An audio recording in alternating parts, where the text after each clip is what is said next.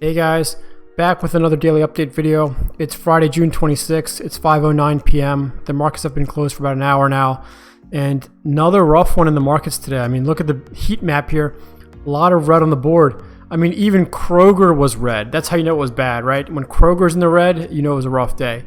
But Facebook got hit hard today. Facebook was down minus 8%, right? That's huge for Facebook.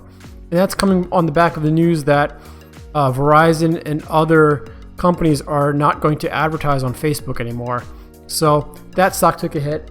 And once I saw Facebook was dropping, I considered, or at least I looked at the options chain to see if I went to sell a far out of the money put on it, where could I get one? And I can show you that a little bit later when I go to my Robinhood account. But, I certainly considered it because I think that Facebook in general is a very good company in that it has a lot of cash.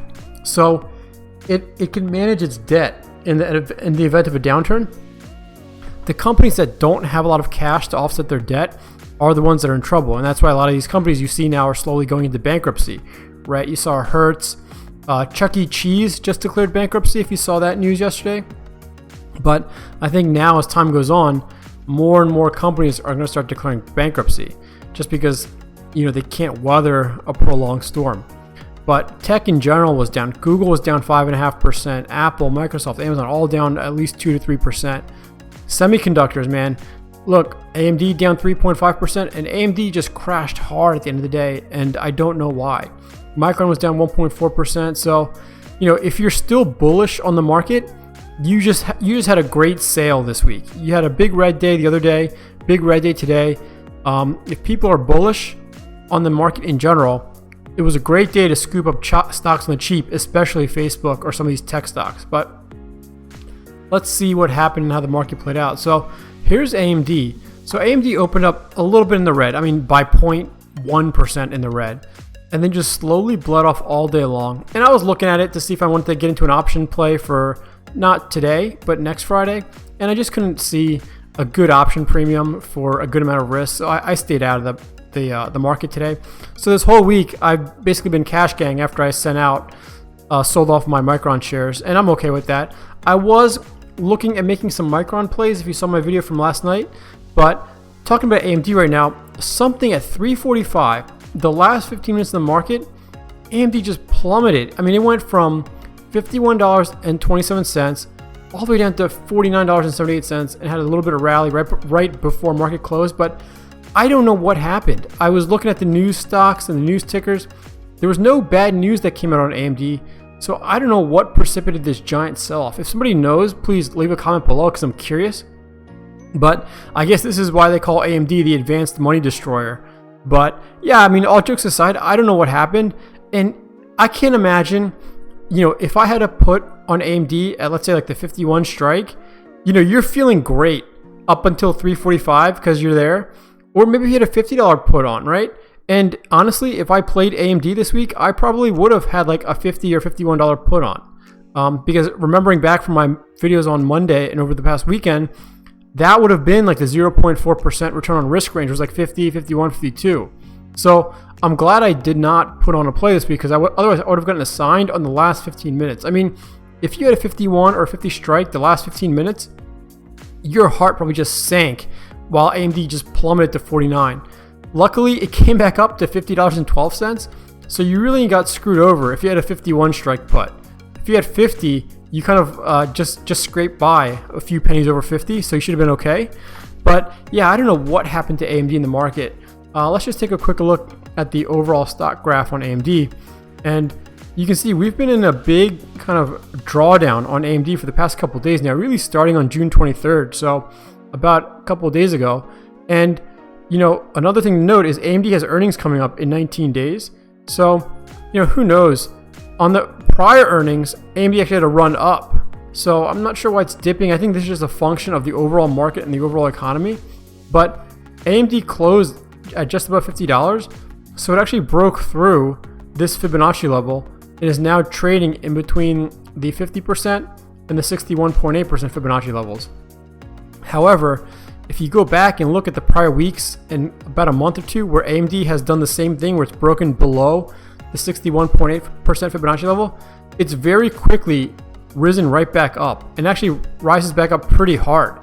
So if history is going to repeat itself, then hopefully over the weekend and Monday we'll gap back up and kind of trade again in the low to mid 50s. I feel like that, just looking back, that's where AMD likes to spend most of its time, between the low to mid 50s. But based on what the market's doing right now in the economy and how the cases of the virus are just going up and up every day, I'm still a little bearish. If I was bullish on the market, I would have loaded up on stock and probably sold covered calls or something, because I would have thought that this is just a down blip and then we're going to come right back up. But the RSI still shows oversold. But if you remember from my prior videos, it was the DMI that was still showing bearish sentiment, and it still does, because the ADX, which is the yellow line, is above 25, and the red line is the negative DMI, is above the positive DMI green line. So again, the DMI is still showing a bearish sentiment, or bearish momentum, I should say. So if you believe in that, then we should still be continuing down come Monday, but we'll have to see.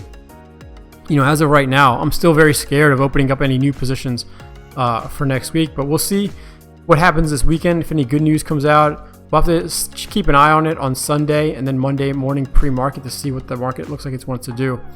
But let's take a look at Micron, because I mentioned in my video last night that I was thinking about opening up a position up on Micron today, because the premiums were looking really juicy since Micron has earnings coming up on Monday. But Micron opened up in the red, which is great because I wanted to open the wheel by selling a cash secured put. And then it had a pretty big drawdown all the way down to 48 and 30. And it was around this time in the morning where I was looking at the options chain, and there were some, appetizing options. I was looking at the puts, and I wanted to play it very safe. So I was looking at the 0.4% return on the risk, and I could have gotten in at about $41. This morning, the $41 strike was giving roughly about like $17 to $20 in premium. So I seriously considered opening up some puts, because at that time Micron was trading around $49, so it gave me about an $8 buffer. It had like a 92% chance of profitability, and I would get my personal minimum of 0.4% return for next week, because I was looking at the expirations for July 2nd. And once I saw like the market was just trading sideways, and then also I found out that this afternoon the coronavirus task force was going to speak and do a press briefing. And I thought, that's not going to be good. The market is not going to like what they have to say because cases are going up. So I said, let's wait off to see what happens during the presser, because if it goes down even further, well, then maybe I can get in like the 40 or the $40.50 strike if the market's going to dip during the presser. But the market just traded sideways pretty much all day long, where just kind of very slowly bled off. And my spidey senses were basically tingling, and I said, what? I had a plan of being cash this week and maybe even next week, and I feel like every day more and more bad news comes out, and there's more and more new cases and deaths of the virus, that I can't foresee anything but the market going down right now. And the other kicker is, I've read that the Federal Reserve's balance sheet has actually been improving over the past couple of days, meaning they are essentially they're paying off their debt per se more and more. And the reason is because they're not printing as much money in terms of quantitative easing. So actually, I've been told that they cut back on the quantitative easing as far back as June 10th. So the market's been going up primarily because the Fed's been printing money and buying all these stocks and bonds and things, but they're essentially stopping or slowing that down. So that might be why the market is losing momentum and is starting to trail. That might be why the market is now becoming more in line with the real economy or reality. So knowing that is another reason why I just want to be cash right now. There's just too much fluctuation up and down. I mean, we're very red one day, had a green day, we're very red again, but the green days are not enough to outweigh the red days, meaning when we're red hard, but when we're green, we're just green a little bit. So the overall trend is still downward. So that scared me. I mean, I'll be honest, even pre-market, I was thinking about opening up like 4 of these contracts and then maybe like a $43 strike contract, because that was returning about a 1% return on my risk. Because I thought, you know what, Micron's doing pretty good. It hasn't traded. So if you take a look at the graph on Micron hasn't traded in terms of testing my strikes. If I go with the $41 strike, Micron hasn't been $41 since April 21st, right? And then even then, that was kind of like during the crash before that. So I thought that was a pretty solid play. And then even at $43, you can see that similar to AMD, every time Micron touches 43 lately, it bounces right back up. So I thought 43, I mean, we take a look at it here. So I thought, you know, $43 is probably a good support level, and it's right at the, what is this? 38.2% Fibonacci level. So I thought, you know what, let me make one risky play and open a $43 strike put, and then the rest I'll play it super safe and open like a $40.50 strike put. But like I said, I just, you know, my spidey sense was tingling, and I'm glad I stayed out of the market. The other thing is that Micron is reporting earnings on Monday. So we'll see, you know, if Micron jumps up or down based on its earnings report. But that was also a little bit risky, because usually with earnings, the stocks jump a lot one way or the other. So I held off. You know, I didn't open any positions. We'll see if that was a mistake or not. But I would have collected, if I sold 4 contracts at $40.50 or $41 and another contract at 43, I probably would have collected in total about $100, $120 or so in premiums, with having about, you know, $20,000 at risk roughly, or actually around $24,000, $25,000 at risk. It just wasn't worth it. I just want to be cash right now, because again, I don't want to end up bag holding. And especially, like I said, even Micron is in a downtrend right now. So that was my thought process and why I did not make a play on Micron today. But Disney again, actually all 3 stocks I've showed you so far, AMD, Micron, and Disney, all have a similar like pattern and appearance where it's just kind of slowly bleeding down. So Disney wasn't looking too good today either. It went down all the way to like 109, so it actually broke below 110. So, you know, who knows? I mean, it's not that far away. Disney's lows during the pandemic were 80. So we're already at 110. You know, if the pattern is going to continue, maybe we'll trade down to like 100 next week. Who knows? But right now, there's just no good news coming out on any front right now. You know, IWM, similar appearance. It's just like a slow bleed down. I mean, the whole market is doing this. So, you know, it's interesting. IWM keeps like bouncing up and down, where it's kind of flirting with like 137, 138, 139-ish. I think like right now 140 is like a area of resistance right now, unfortunately for IWM. So I'll just keep an eye on these stocks.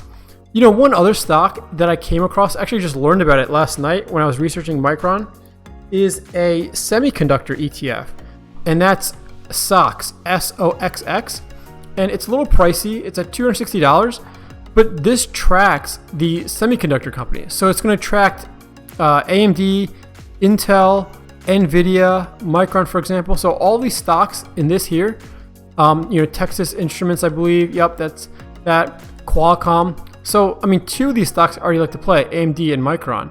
So I find it interesting that there's an ETF. Actually, I didn't even know there was an ETF that tracks the semiconductor stocks. But if we look at the 5-year chart on it, it's looking pretty good. I mean, this is like what I like to see in a stock, that it's just consistently going up over time. You know, obviously had the dip during the Great Recession, and then the, you know, end of 2018, and also the dip during the current pandemic. But overall, I mean, even the 1-year graph, it's been going up and up and up. And actually right now, you know, pre-pandemic, it was around 268.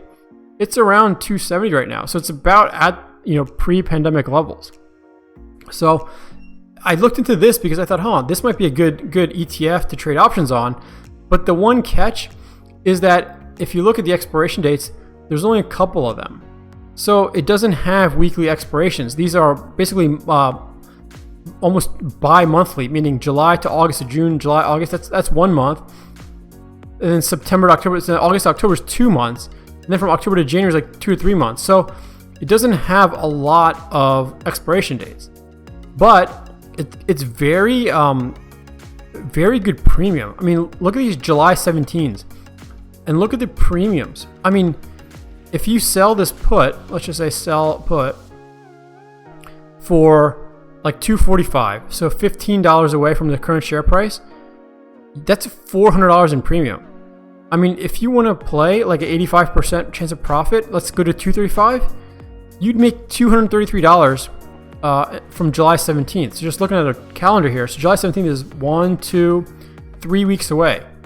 So you could potentially make, $233 in 4 weeks in what I consider to be a good ETF, because I really like the semiconductor stocks right now, but it's just interesting. So I'm going to keep an eye on it.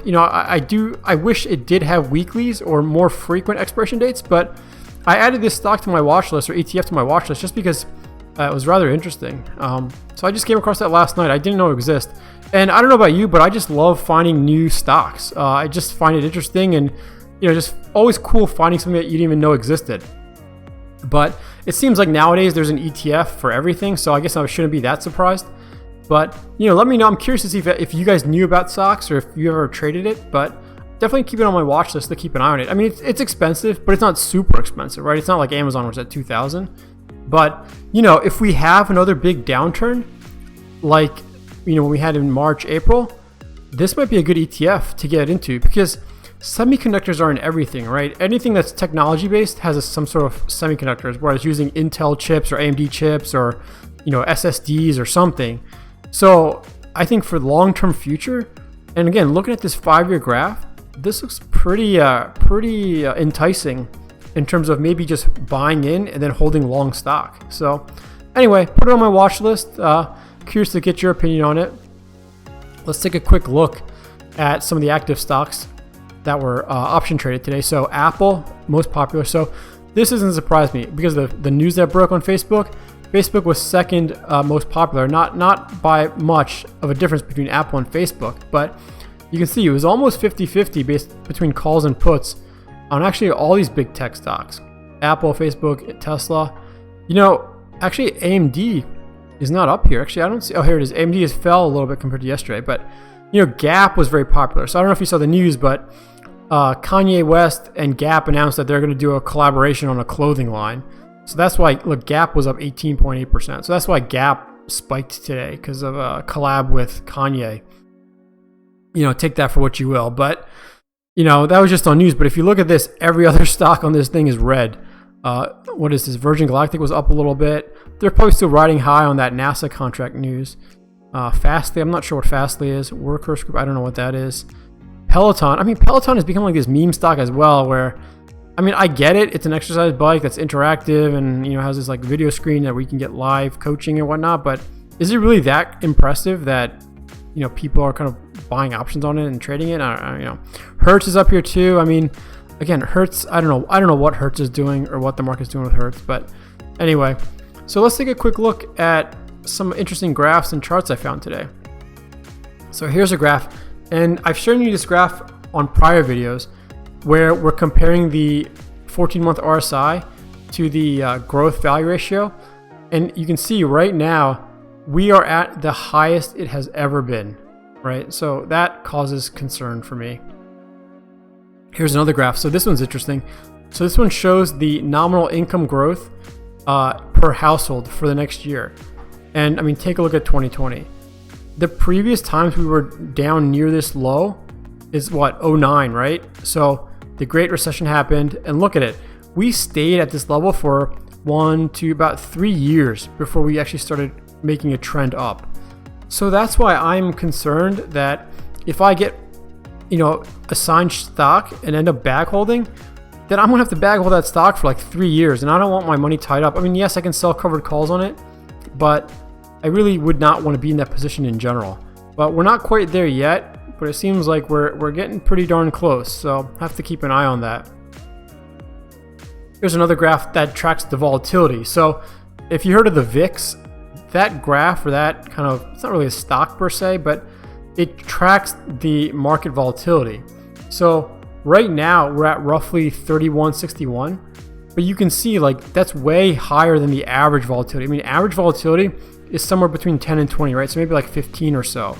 So if you look at like 2018, 2019, it spiked up a little bit, but look at this spike up. This is when the market was crashing, right?